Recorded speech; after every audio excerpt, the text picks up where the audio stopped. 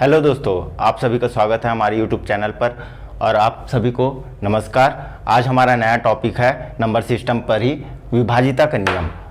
हम स्पेशली तैयारी कर रहे हैं CSPDCL के लिए, CG व्यापम के लिए, ACF के लिए, CGPSC के लिए, फुल इंस्पेक्टर के लिए, सब इंस्पेक्टर के लिए और CG व्यापम के आगामी एग्जाम्स जैसे पटवारी हो गया, RI हो गया, संयुक्त भर्ती परीक्षा हो गया, उसके लिए हम तैयारी कर रहे हैं। तो चलिए हम स्टार्ट करते हैं टॉपिक विभाजिता का नियम, रूल ऑफ डिवीज़न। ठीक है, चलिए स्टार्ट करते हैं। तो हमारा पहला है 2 से विभाजिता का नियम। 2 से विभाजिता का नियम क्या कहता है? कोई भी संख्या है वो 2 से कब भाग जाएगा। ठीक है, इस पर हम चर्चा करते हैं। तो देखिए, जो भी संख्या है, ठीक है, वो 2 टाइप के संख्या होते हैं, एक सम संख्या होता है और एक विषम संख्या है। इसके बारे में हम बाद में लेक्चर में अच्छे से डिस्क्राइब करेंगे। ठीक है, अभी बस जान लीजिए। तो सम संख्या वो होता है जिसके इकाई का अंक में 0 हो, 2 हो, 4 हो, 6 हो और 8 हो। ठीक है, तो सम संख्या क्या होता है? जिसके इकाई के अंक में 0, 2, 4, 6, 8 हो, वो सम संख्या कहलाती है। और विषम संख्या इससे परे, ठीक है, जैसे 1, 3, 5, 7 और 9। इकाई का अंक क्या हो? इकाई का अंक क्या हो? ठीक है, 1, 3, 5, 7, 9 हो, तो वो संख्या क्या कहलाती है? विषम संख्या कहलाती है। ठीक है, तो 2 से विभाजिता का नियम के लिए हम सबसे पहले वो संख्या क्या होना चाहिए? सम होना चाहिए। वो संख्या क्या होना चाहिए? सम संख्या होना चाहिए, तभी वो 2 से विभाजित होगा। जैसे एग्जांपल देखते हैं, 212। क्या ये 2 से विभाजित होगा? बिल्कुल होगा। क्यों? क्योंकि इकाई का अंक क्या है? 2 है। ठीक है, जिस संख्या के इकाई के अंक में 0 होगा, 2 होगा, 4 होगा, 6 होगा, 8 होगा, तो वो संख्या 2 से आसानी से विभाजित हो जाएगा। ठीक है, जैसे अगर 215 बोलें, 215 क्या 2 से विभाजित होगा? बिल्कुल नहीं होगा। क्यों? क्योंकि ये विषम संख्या है। ठीक है, इसी तरह से अगर हम 214 बोलें, तो क्या ये सम 2 से विभाजित होगा? बिल्कुल होगा। क्यों? क्योंकि इकाई का अंक क्या है? 4 है। ठीक है, तो विभाजिता का नियम कहने का मतलब हम लोग क्यों पढ़ रहे हैं कि ऐसी संख्या जो पूर्णतः 2 से पूरी तरह से विभाजित हो जाए, जिसका शेषफल क्या हो? जिसका शेषफल क्या हो? 0 आए, शेषफल क्या हो? 0 हो, और जिसका मान, ठीक है, वैल्यू दशमलव में ना आए, दशमलव में ना आए। ठीक है, इसी को कहते हैं विभाजिता का नियम। जो संख्या जैसे 2 से विभाजित, 2 से अगर कोई संख्या पूर्णतः विभाजित हो जाती है तो उसको कहेंगे 2 से विभाजित हो रही है। ठीक है, चलिए आगे बढ़ते हैं। अगला हमारा 3 से विभाजिता का नियम। तो अगर कोई संख्या है, उसको हमें चेक करना है कि वो 3 से विभाजित होगा कि नहीं, तो हम कैसे चेक करेंगे? ठीक है, तो सबसे पहले हमें बीजांक निकालना सीखना पड़ेगा। ठीक है, तो ये बीजांक होता क्या है, चलिए सीखते हैं। तो बीजांक हमारा एक टॉपिक है, बीजांक। ठीक है, तो जैसे हम कोई सा भी संख्या ले लेते हैं जी। ठीक है, जैसे 1, 2, 3, 4, ठीक है, 1234। इसका अगर बीजांक बोलेगा, ठीक है, इसका अगर बीजांक बोलेगा तो कैसे निकालेंगे? ये संख्या 4 अंकों से मिलकर के बना है। कौन कौन से? 1, 2, 3, 4 से। तो इन सभी को अंकों को जोड़ दीजिए। ठीक है, 1, 2, 3, 3 और 3 6, 6 और 4 10। ठीक है, और इसको फिर से सिंगल डिजिट में जोड़ दीजिए, 1 + 0 = 1। ठीक है, तो ये इसका हो गया क्या? बीजांक। ये आ गया इसका बीजांक। 1234 का बीजांक कितना हो गया? 1। अगर इसी तरह से दूसरा एग्जांपल ले लेते हैं, 7, 8, 6, 786 का बीजांक निकालना है तो क्या करेंगे? 7 + 8 + 6। ठीक है, कितना हो जाएगा? 8, 6, 14, 14 और 7 21।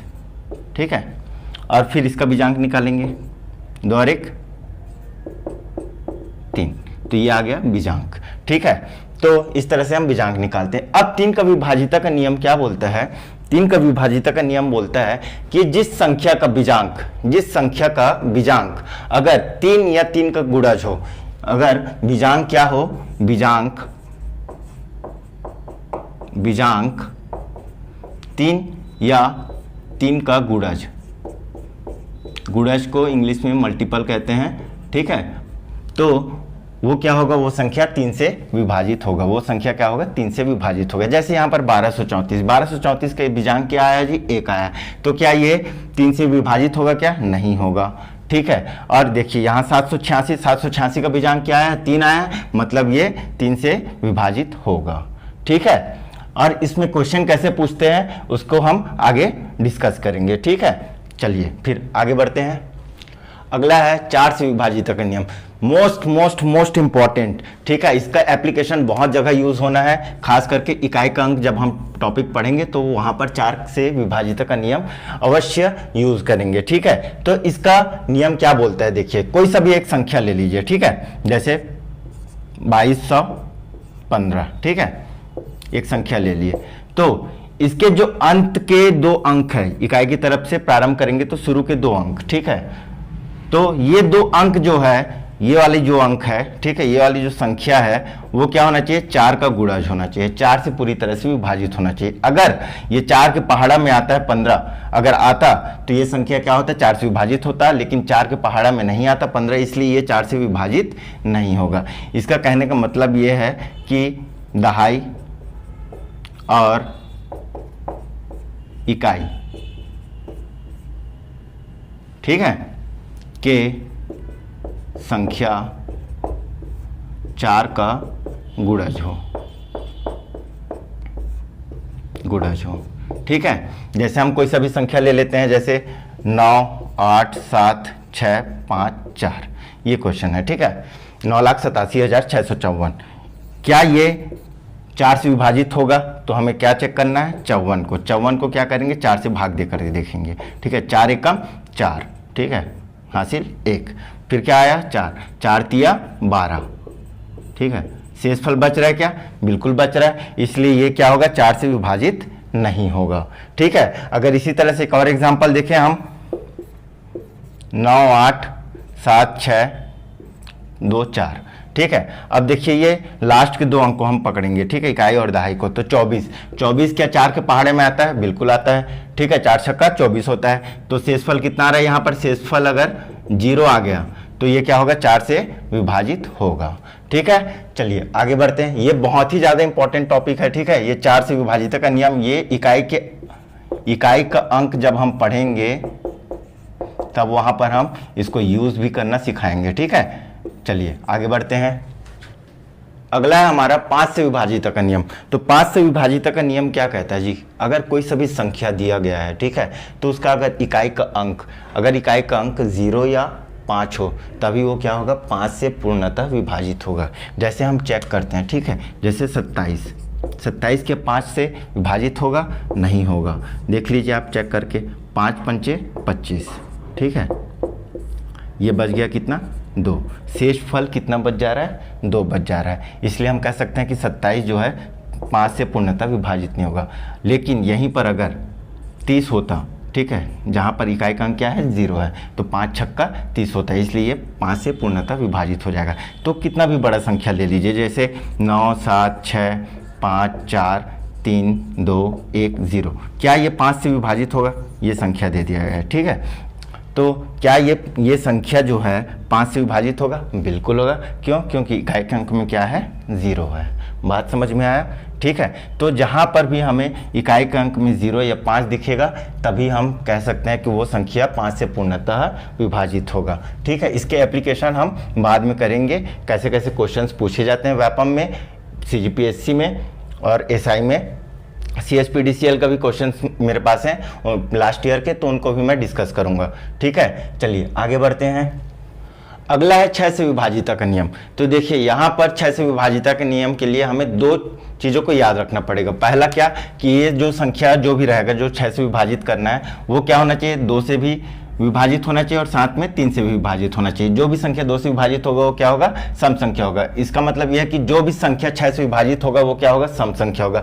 कभी भी विषम संख्या 6 से विभाजित नहीं हो सकता। अगर मैं बात करूं 4027, ये क्वेश्चन है, ठीक है, क्या ये 6 से विभाजित होगा, तो बिल्कुल नहीं होगा। क्यों, क्योंकि ये क्या है, विषम संख्या है। क्या है ये, विषम संख्या है, ठीक है, विषम संख्या है, तो इसको हमें चेक करने की जरूरत ही नहीं है। अब अगर सम संख्या में अगर पूछ दिया, जैसे 4032, क्या ये 6 से विभाजित होगा, तो हमें चेक करना पड़ेगा। क्या सबसे पहले 2 से विभाजित हो रहा है, बिल्कुल हो रहा है क्योंकि ये सम संख्या है। अब दूसरा 3 से विभाजित का नियम, ठीक है, तो 3 से विभाजित का नियम क्या बोलता है जी, बीजांक निकालिए। क्या निकालिए, बीजांक निकालिए। तो कैसे निकालते हैं, अभी हमने सीखा है 4 + 0 + 3 + 2, इनको जोड़िए 4 3 7, 7 2 9, ठीक है। इसका बीजांक कितना आ गया, 9 आ गया। 9 3 के पहाड़ में आता है क्या, बिल्कुल आता है, 3 3 9 होता है, इसलिए हम कह सकते हैं कि 4032 जो है 6 से पूर्णतः विभाजित होगा, ठीक है। इसी तरह से एक और क्वेश्चन ले लेते हैं, 55566, ठीक है। क्या ये संख्या 6 से विभाजित होगा, तो चेक कर लेते हैं। चलिए, सम संख्या है, मतलब पहला रूल को तो ये फॉलो कर रहा है, 2 से विभाजित होगा, लेकिन दूसरा क्या है, ये फॉलो कर रहा है, 3 से विभाजित होगा क्या, चलिए चेक कर लेते हैं, ठीक है। तो क्या करेंगे, बीजांक निकालेंगे, ठीक है, इसको ऐड कर लेंगे, ठीक है। देखिए यहाँ से भी डायरेक्ट इसको ना लिख करके ऐसे हम चेक कर सकते हैं, 5 5 10, 10 5 15, 15 6 21, 21 6 27, 27 6 33, ठीक है। तो ये कितना आ रहा है हमारा, 33 आ रहा है। तो हम कह 33 3 के पहाड़ा में आता है क्या, बिल्कुल आता है, 11 3 33 होता है, तो हम कह सकते हैं कि ये संख्या 6 से विभाजित होगा, ठीक है। चलिए तो फिर आगे बढ़ते हैं। अगला है 8 से विभाजिता का नियम। तो 8 से विभाजिता के नियम के लिए वह संख्या विभाजित होगा 8 से जो पहला कंडीशन क्या है, सम संख्या होगा, ठीक है। पहला कंडीशन क्या है, सम संख्या होगा। कभी भी विषम संख्या 8 से विभाजित नहीं होगा। अगर मैं पूछ लूँ 13325 क्या 8 से विभाजित होगा, तो डायरेक्ट आप बोलिएगा नहीं, क्यों, क्योंकि ये विषम संख्या। अगर मैं पूछूं 56723 क्या 8 से विभाजित होगा, बिल्कुल भी नहीं, क्यों, क्योंकि ये भी विषम संख्या है, ठीक है। तो फिर सबसे पहला क्या कंडीशन है, सम संख्या होना चाहिए, ठीक है। अब दूसरा कंडीशन देखिए, सैकड़ा, दहाई व इकाई के अंक से बनी संख्या 8 से विभाजित होगी। जैसे कोई सा भी संख्या ले लेते हैं हम, ठीक है, 32,124, ठीक है, क्या ये 8 से विभाजित होगा, ठीक है। तो कैसे चेक करेंगे, ठीक है, इकाई की तरफ से प्रारंभ के 3 अंक, ठीक है, या फिर संख्या का अंतिम 3 अंक को, संख्या के अंतिम 3 अंक को हम चेक करेंगे कि क्या ये 8 से भाग जाएगा। चेक कर लेते हैं, 8 एकम 8, बचा कितना 4, ठीक है। फिर ये बचा कितना 4, 8 पंचे 40, ठीक है।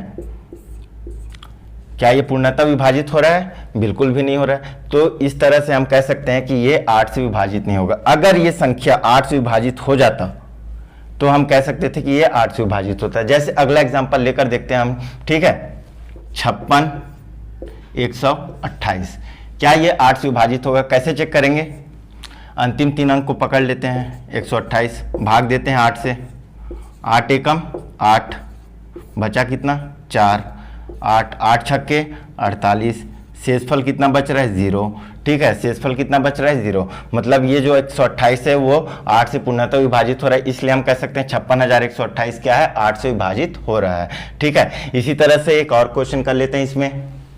अगला है 9 8 7 6 2 2 4, ठीक है। तो इसको चेक करते हैं कि क्या ये संख्या 8 से विभाजित होगा। तो क्या करेंगे जी, 224 को हम ये लास्ट के 3 अंक को, ठीक है, 224 को हम 8 से भाग देकर देखते हैं, 8 दूनी 16, बचा कितना 6 4, ठीक है, 8 अट्ठे 64, ये कट गया, शेषफल 0।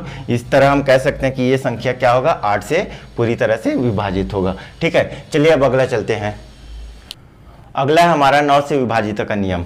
तो 9 से विभाजित का नियम के लिए क्या कहते हैं, जैसे हम 3 का विभाजित का नियम में पढ़े थे कि कोई सा भी संख्या है अगर उसका बीजांक अगर 3 का गुणज है तो वो क्या होगा, 3 से विभाजित होगा। उसी तरह से ही सेम क्या होगा 9 से विभाजित का नियम में कि जो भी संख्या दिया रहेगा उसका अगर बीजांक 9 का गुणज या 9 आएगा तो वो क्या कहेंगे कि वो संख्या 9 से पूर्णतः विभाजित हो जाएगा। जैसे एग्जाम्पल लेते हैं, ठीक है,